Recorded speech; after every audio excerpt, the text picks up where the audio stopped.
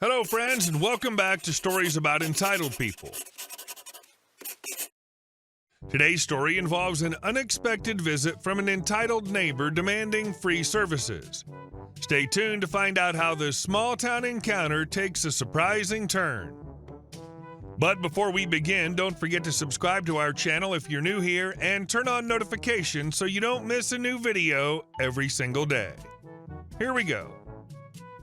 A wild Karen randomly tried to open my front gate and demanded me to fix her TV. So this happened today. I've met some Karens before, including my own mom, but never something that I'd say is worth posting. My family used to own a little electronic shop that also offered repairs for stuff like broken TVs, PCs, etc. We had to close the store for good about 2 years ago. I live in a small town, so the news of the electronic shop closing down spread like wildfire, and soon the building got demolished to make room for a parking lot. My dad still does some repairs for friends and family, though. So today I was sitting on my couch watching some Star Trek when I heard that someone tried to open the front gate, so I opened up my window, leaned out, and saw her, the wild Karen. We looked at each other for a few seconds, both confused as F, until she just said, "I wanted to use the door at first, but I got scared of your dog barking at me." My dog's the size of a guinea pig. I'm not kidding you. My actual guinea pigs are more terrifying than this dog. She then introduced herself as a friend of my dad. Sounded weird to me. If she really was a friend of him, then she should have probably tried to break into his property, not mine.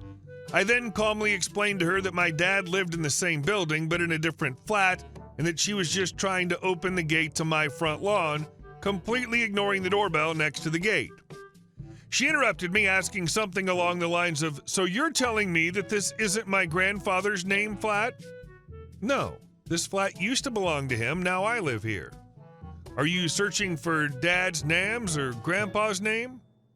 Apparently, she was actually searching for my grandpa, who owned the electronic shop before my dad. She wasn't happy when I told her that my grandpa was on holiday.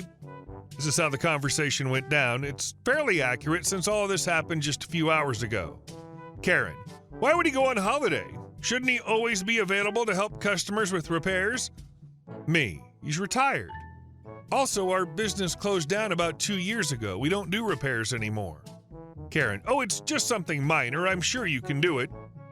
She then shows me an ORF card. In my country, you need this card to be able to watch certain programs, and it has to be replaced every 5 years. Even though it's easy to replace an ORF card, many people still struggle with it. My dad changed a few every day back when the shop was open. Me: "I'm sorry, but I'm doing something important right now, but there's a bigger store in town name where you can get your card changed."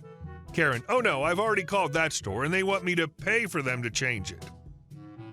At this point, I think, okay, changing an ORF card won't hurt me, so I ask her if she's brought her satellite receiver. I really just wanted her to leave me alone. "Oh no, it's in my living room. I thought you could come around tomorrow and fix it since I've got guests today."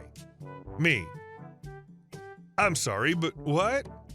Karen: Is that hard to understand? You should come to my place tomorrow. Here's my address." This is where I kind of start to lose my crap.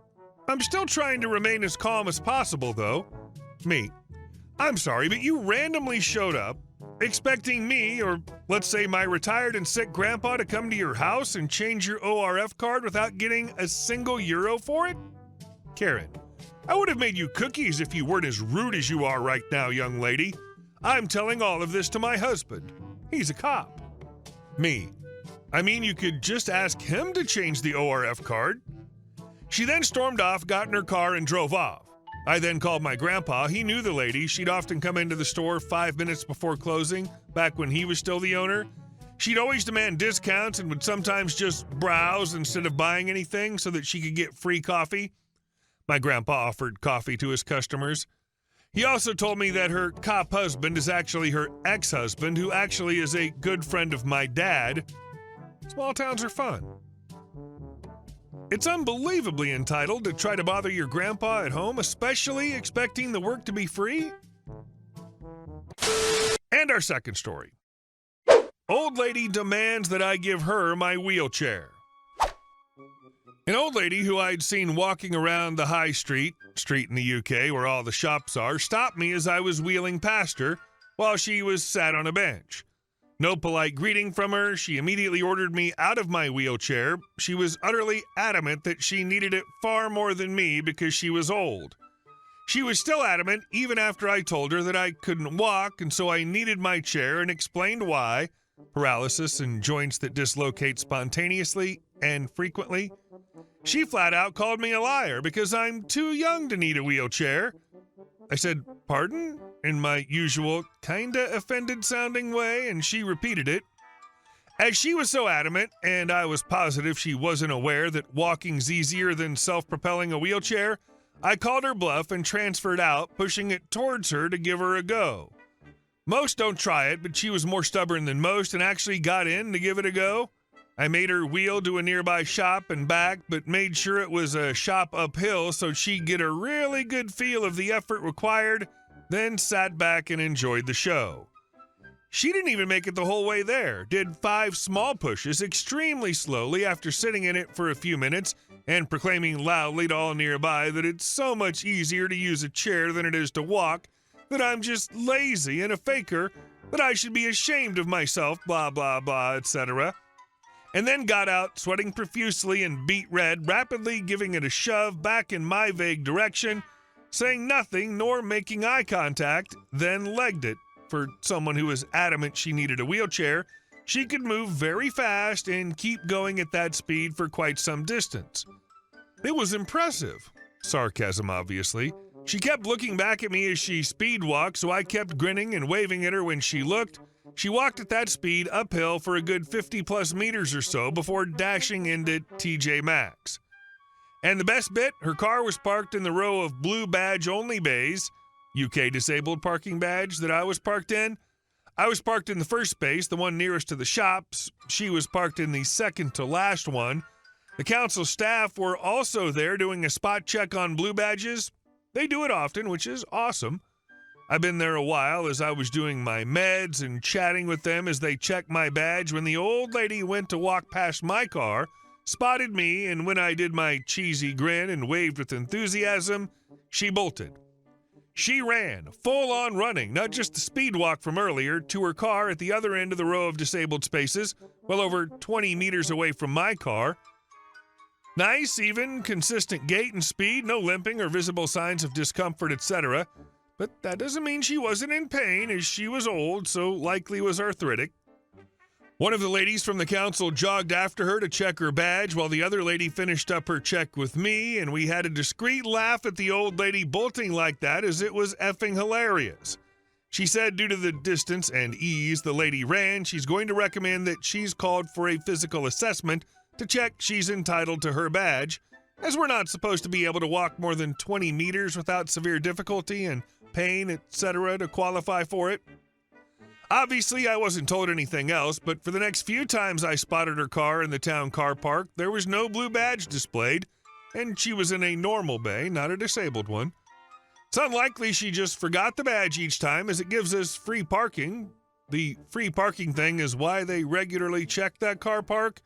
The car park closed shortly after that due to construction happening next to it and the space being needed for the construction vehicles and materials. So I didn't see her car parked again, but see her in the high street every so often. She pointedly ignores me, even after I try to talk to her. I don't know this lady personally, and I don't want to know someone like her, but I apologize for her ignorance. And our last story. Entitled person demands that I be arrested. Apparently, I'm a criminal. I work for a law enforcement agency in a pretty wealthy area, and the people can be a bit entitled, but not all. I've worked several jobs since I finished school, like dispatcher, records department, and finally moved into my current role, which is a hybrid of IT and equipment. I do all the testing and issue reports on non-tactical ballistic items that we use. My biggest task is the vehicles themselves. Now, currently, we're testing out back seats for the patrol cruisers. If you've ever seen one, they're generally just plastic and very uncomfortable. They aren't meant for comfort, but problems do arise due to how slippery they are. The primary goal is easy to clean up and nearly impossible for someone to try and conceal an item in the crease of cushions on a normal car. So a new vendor approached us with a new material that goes in the back. It's non-stick and has some cushioning underneath, so they install it on one vehicle. And I call up the officer who handles tactical ballistic equipment purchases to schedule testing the vehicle out. Per our city's guidelines, we have to test it for a minimum of 12 hours in addition to testing that the manufacturer has done. So I arranged with the officer to spend part of 2 days driving around, alternating with me sitting in the back, handcuffed, and also him in the back, not handcuffed. I was simulating the role of a detained person in custody, while the officer would be playing the role of a witness who was being transported. Also, we'd get in trouble legally if I cuffed him for the simulation, so problem solved. The first day went by okay, but the complaint we both had was that it's a bit unrealistic to be sitting in the back of the car for more than 30 to 45 minutes, as it virtually never happens. Also, it's basically a yoga mat you're sitting on, but denser material, so not much padding. So on the second day, I brought a pillow from home for my back. Fused vertebrae? When we were just about finished with the second day, it was around lunch and we decided to get lunch. The officer parks in front of a restaurant and lets me out and uncuffs me. I said, "Thank you, Jeeves. Can you please get the door and we'll be off?" Unfortunately, an older woman, probably late 60s, heard this and thought I was ordering a cop around and treating him like a servant.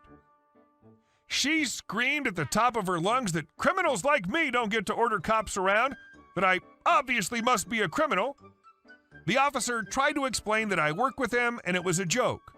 Nope, she's not buying that, not even when I get out my ID to show her.